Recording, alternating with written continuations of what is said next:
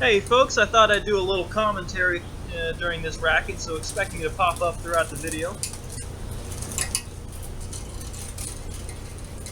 The first thing I want to talk about is how I start the racket. You can see what I'm doing here is lining up the tips of those strings and pulling them through evenly at the same time, so I have the same length of string on each side of the racket. Now what you see here, I actually have both strings in the tensioner at the same time. The only reason I'm doing this is so that that first clamp you put down, it's got a little tension to hold it back. It keeps this string that I just tensioned, it keeps it from sliding through that grommet. Now that's only necessary the very first string you pull tension on. After that, there will be no slipping issues, and that doesn't apply to every stringer. Some stringers the clamps work fine. This machine is a little bit older, so it's a little bit worn out. So you just have to make that slight adjustment, and then it's good for the rest of the racket. And then right after I pull those two strings at the same time, I go back and tension in each string individually, so they are the correct tension.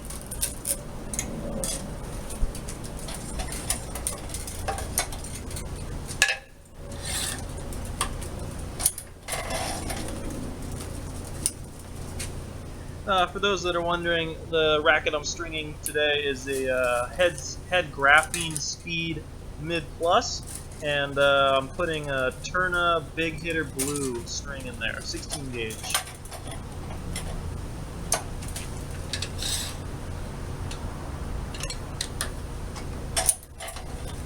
Important thing to keep in mind here, you'll notice that I'm actually stringing just a few.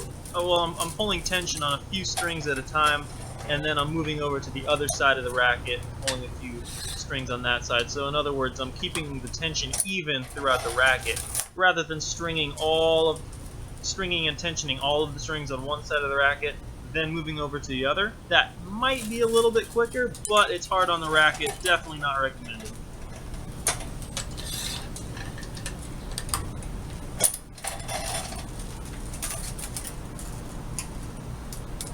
So I get the question a lot about the difference in tension between a constant pull stringing machine and a lockout machine. What I'm using here is a lockout.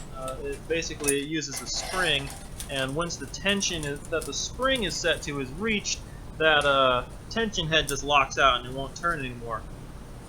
These stringers are still used all the time, but a lot of pro shops nowadays use electric constant pull machines.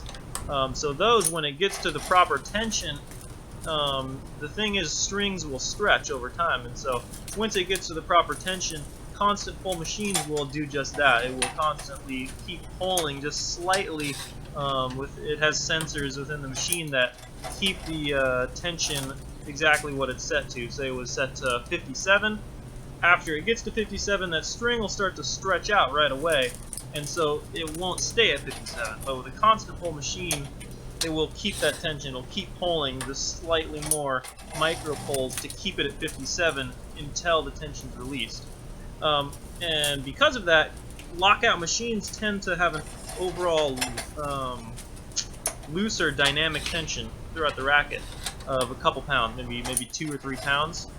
So what you want to do with a lockout machine to get the tension as close as possible as you would to a constant pull machine, there's two main things. One is how close you get the tension head to the racket before you start pulling tension on that string. You'll notice here I get the tension head as close to the racket as I can, and that shortens the length of string that's needing to be tensioned, and therefore there's less string to stretch out over time. And then the second aspect is how quickly, after you get the tension that you want, how quickly do you clamp that string? The longer you take, the more stretching out that happens. So you just want to be clamping it off nice and quickly, and that comes with practice. The more rackets you string, the faster you'll clamp it off. So if you know what you're doing and you have enough practice, you're going to get a tension that's very similar to a constant pull, close enough really that most people wouldn't be able to tell the difference. But then again, if they do tell the difference, all you got to do is add a pound, 2 pounds, 3 pounds to what they would be getting with a constant pull machine, and then you're all set.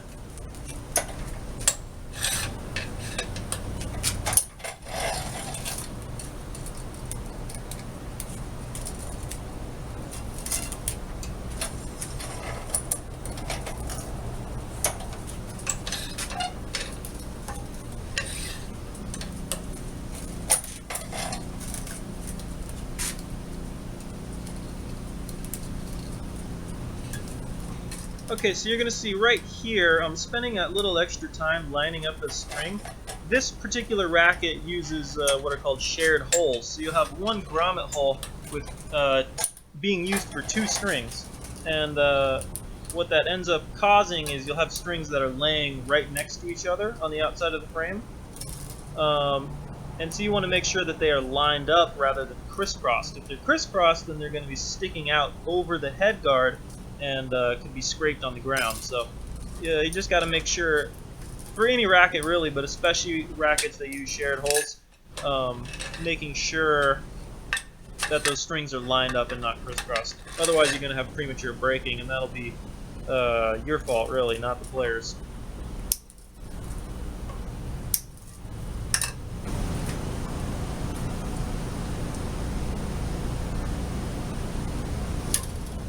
Okay, so to start the crosses, there's 2 main ways that are used to start crosses.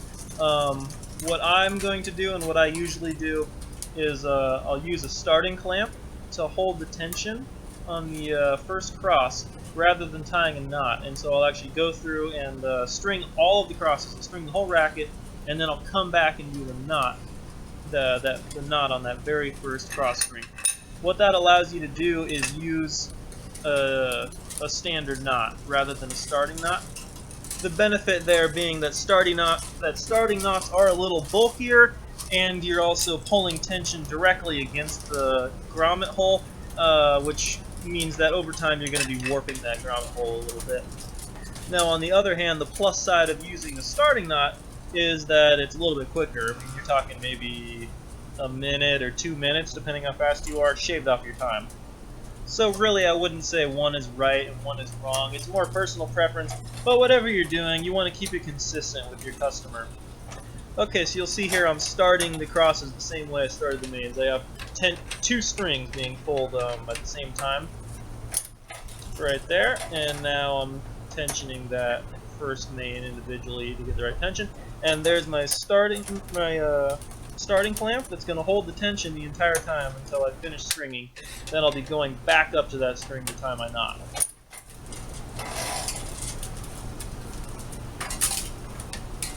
Okay, what you see here, the string that I'm using, I'm giving him a pretty tight tension, and it doesn't want to pull through the racket very easily. So rather than burn up my fingers and kind of like give myself groove marks in my nails and everything, I use what's called an awl.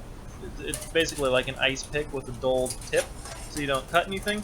And you use that to fan the string instead of your fingers. And really, even if the string is going through just fine, if you're stringing multiple rackets, say you work at a pro shop and you're stringing 15 rackets a day, a lot of times people will use these tools anyway, just because over time it really eats your fingers away. And no one really wants to finish the day with blisters or calluses on their fingers.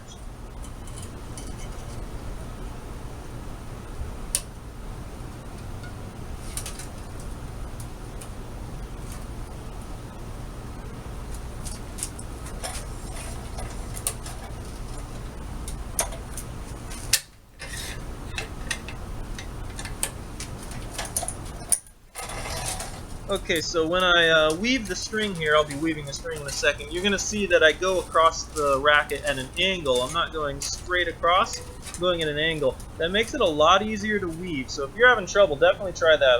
That's about the easiest tip I can give you. Just weave the string at an angle. Alright, and right here you'll see I'm keeping the string straight right there as I tension it. Another big factor. That's important in maintaining the proper accuracy of your tension.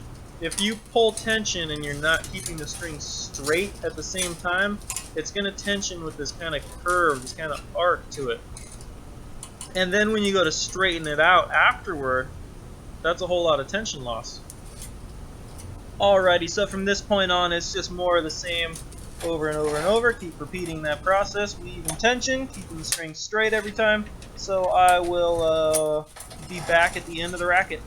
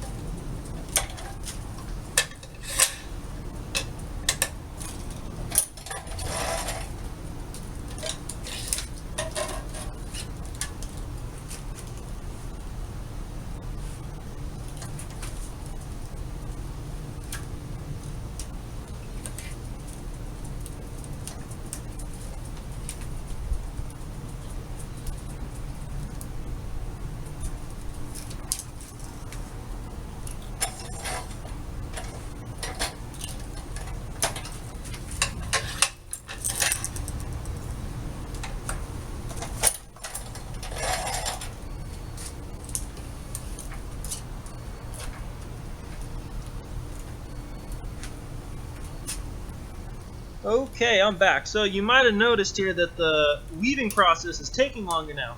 The last couple of strings on any racket, the weaving takes a lot longer. There's just so much dynamic tension on the strings now that there's not a lot of wiggle room. So you end up having to kind of weave 2 or 3, sometimes even just 1 string at a time, and then pulling yourself some slack. So it's a little bit slower, but not too bad.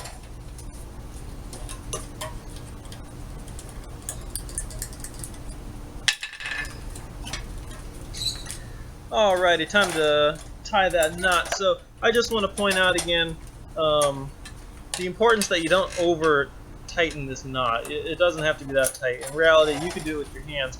I tension mine with pliers just because it's just a little easier on your hands if you're stringing multiple rackets at a time. But I'm not pulling very hard with those pliers. It's important to note. I've seen people that are new to stringing rackets, and they'll do the whole racket, and it might take them 2 hours, and they're finally done, and then they'll yank so hard on the knot that they break the string and have to redo it. Okay, so at this point I've strung all the way down the racket, so all that's left is going back to that top string. So I'm going to pull tension before I release that starting clamp. Pull tension, and reclamp it, and then I just have 1 knot left to go.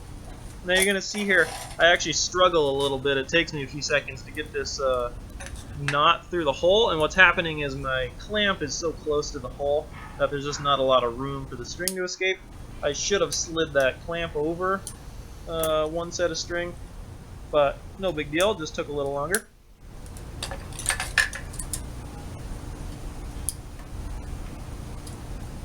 Okay, so after I tie this knot, that'll be the end of the video.